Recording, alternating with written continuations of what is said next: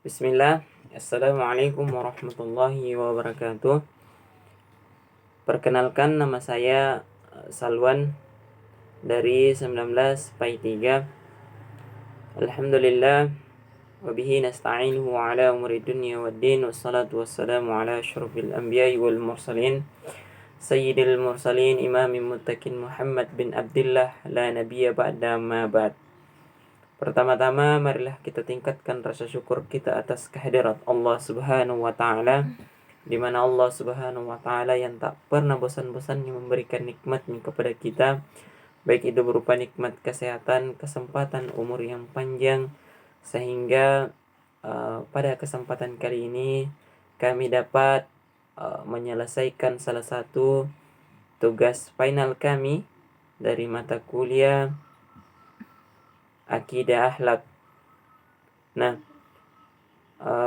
salam beserta selawat semoga tetap tercurahkan atas baginda Muhammad sallallahu alaihi wasallam yang telah mengobrak-abrik pintu kejahiliaan dan membuka lebar-lebar pintu-pintu keislaman.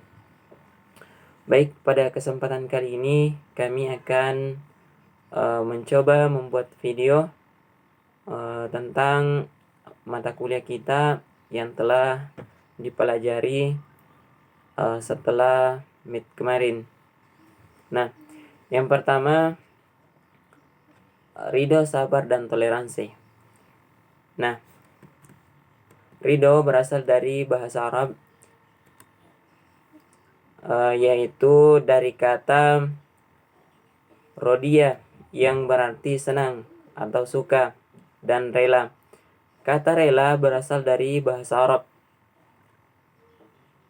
Ridha artinya senang, sukacita, atau puas dalam menerima segala sesuatu yang diberikan Tuhan yang Maha Kuasa. Sesungguhnya segala sesuatu yang terjadi pada diri seseorang, apapun juga, adalah bagian dari pemberian Allah Subhanahu wa Ta'ala. Semuanya terjadi atas anugerah Allah Subhanahu wa Ta'ala. Adapun ciri-ciri orang yang ridha dan sabar inilah sebagai berikut.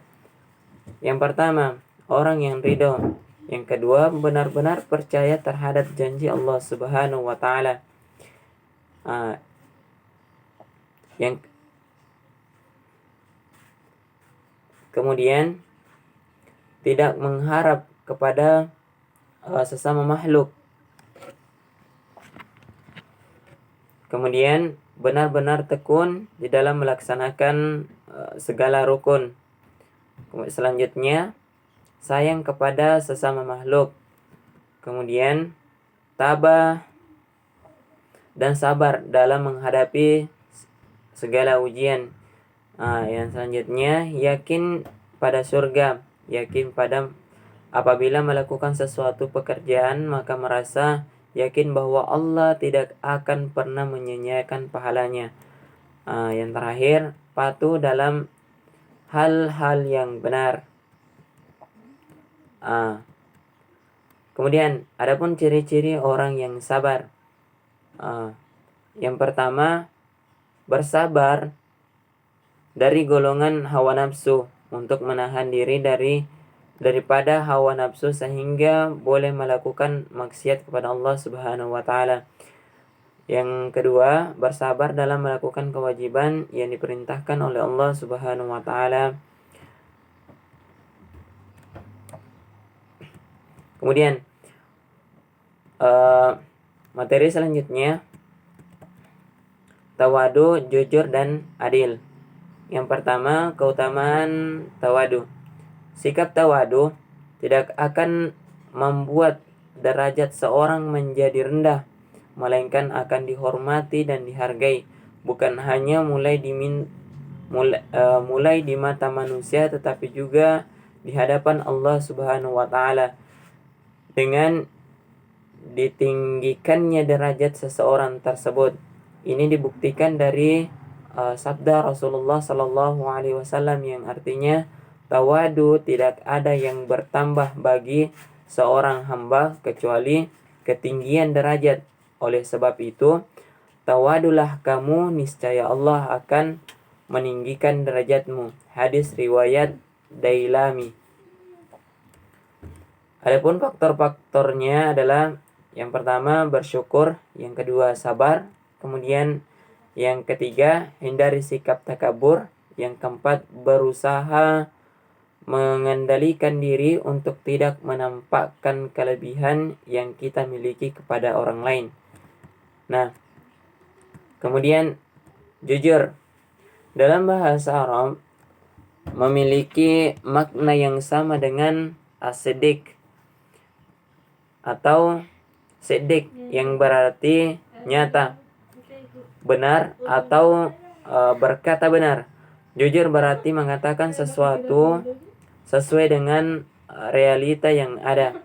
Dalam Quran surah Al-Ahzab yang artinya, wahai orang-orang yang beriman, bertakwalah kamu kepada Allah Subhanahu wa taala, ucapkanlah perkataan yang benar. Kemudian manfaat dari sikap jujur. Yang pertama, kejujuran mendatangkan kebahagiaan. Yang kedua, kejujuran mendatangkan simpati. Yang ketiga, kejujuran mendatangkan ketenangan. Kemudian yang keempat, kejujuran mendatangkan pahala. Kemudian yang kelima, kejujuran mendatangkan percaya diri. Dan yang terakhir, kejujuran mendatangkan kedamaian. Kemudian adil. Secara etimologi, adil berasal dari kata al-adal yang berarti tidak berat sebelah, tidak memihak atau menyamakan yang satu dengan yang lain. Sedangkan secara terminologi, adil adalah mempersamakan sesuatu dengan yang lain, baik dari segi nilai atau dari segi ukuran, sehingga sesuatu itu tidak berat sebelah dan tidak berbeda. Kemudian materi kita selanjutnya ada dermawan, iffa, menyambung silaturahim. Dermawan adalah memberikan harta dengan senang hati dalam kondisi memang wajib memberi sesuai kepantasannya dengan tanpa mengharap imbalan yang diberi, baik imbalan berupa pujian, balasan, kedudukan, ataupun secara ucapan terima kasih.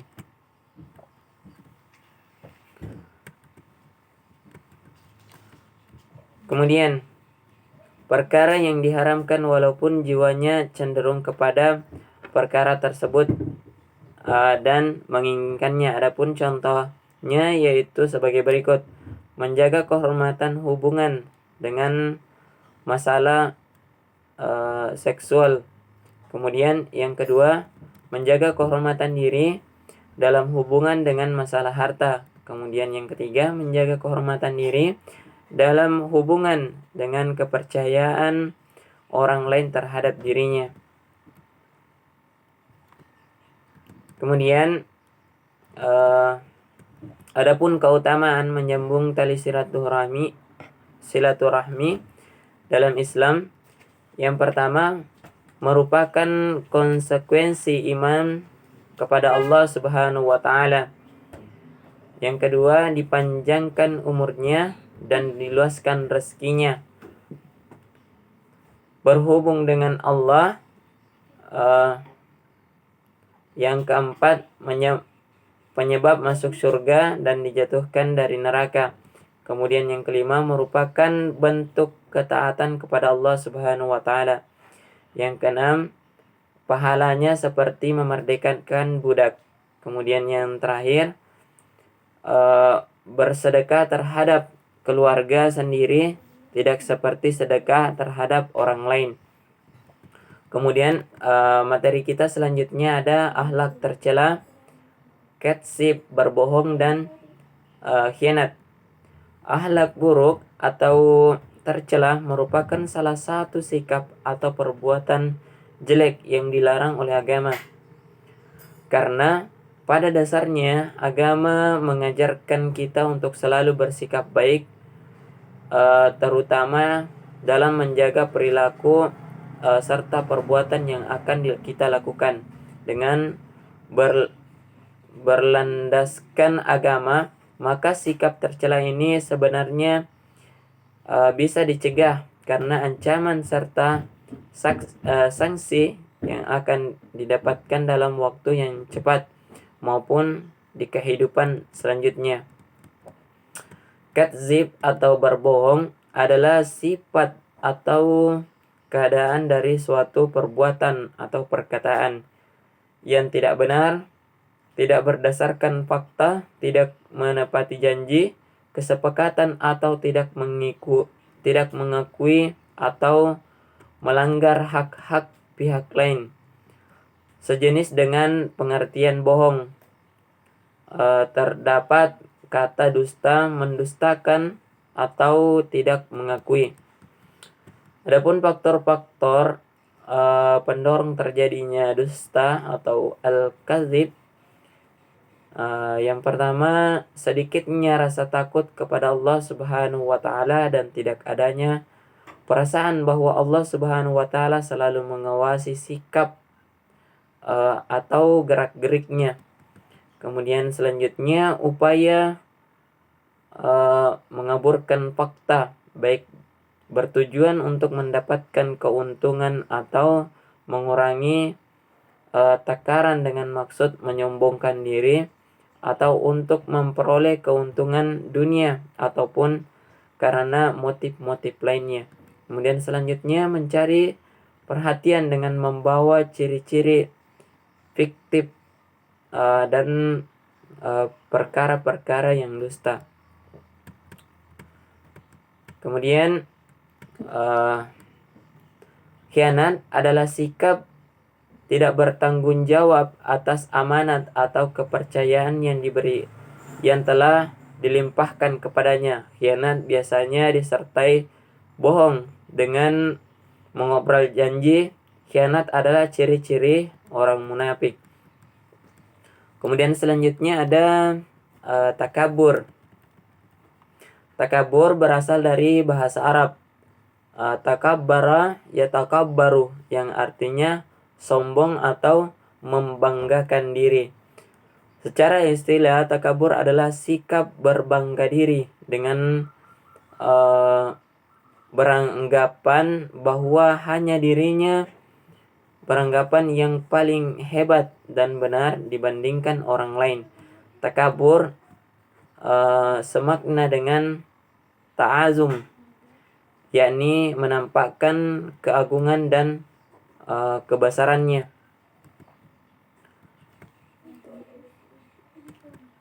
Kemudian penyebab takabur.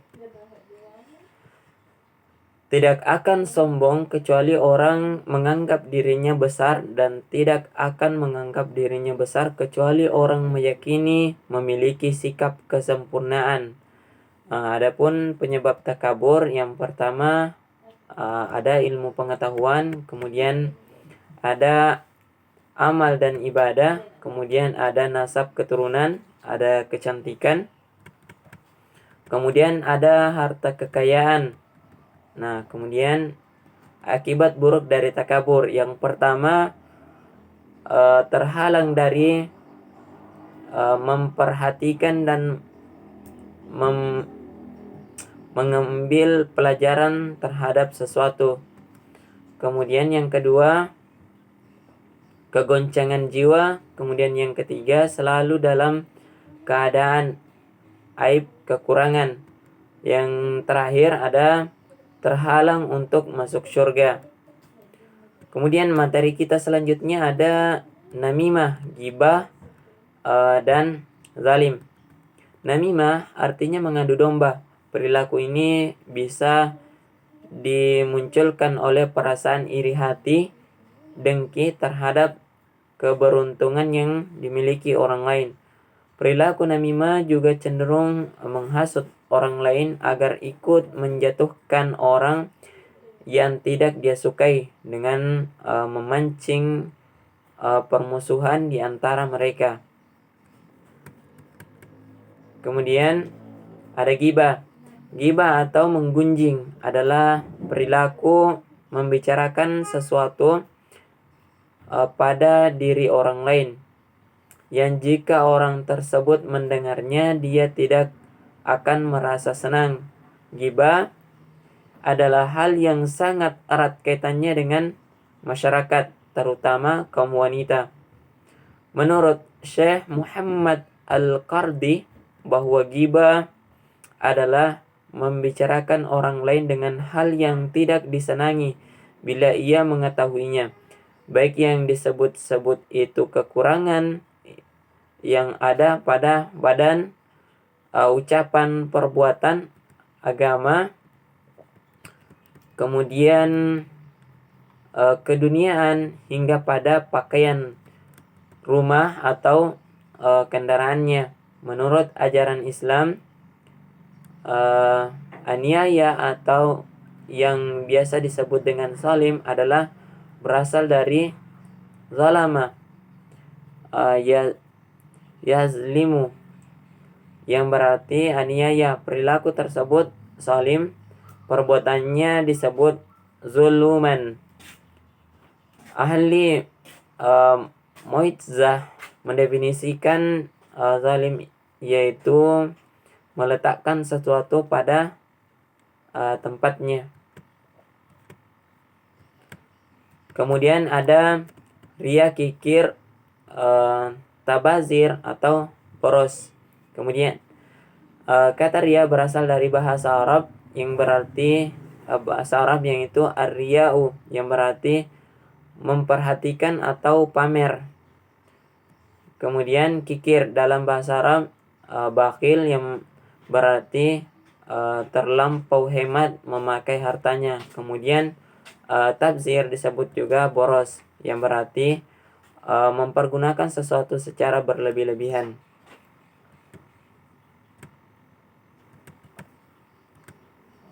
Nah, itu saja video singkat yang sempat saya sampaikan. Mudah-mudahan dapat bermanfaat bagi kita semua. Akhirul kalam, wassalamualaikum warahmatullahi wabarakatuh.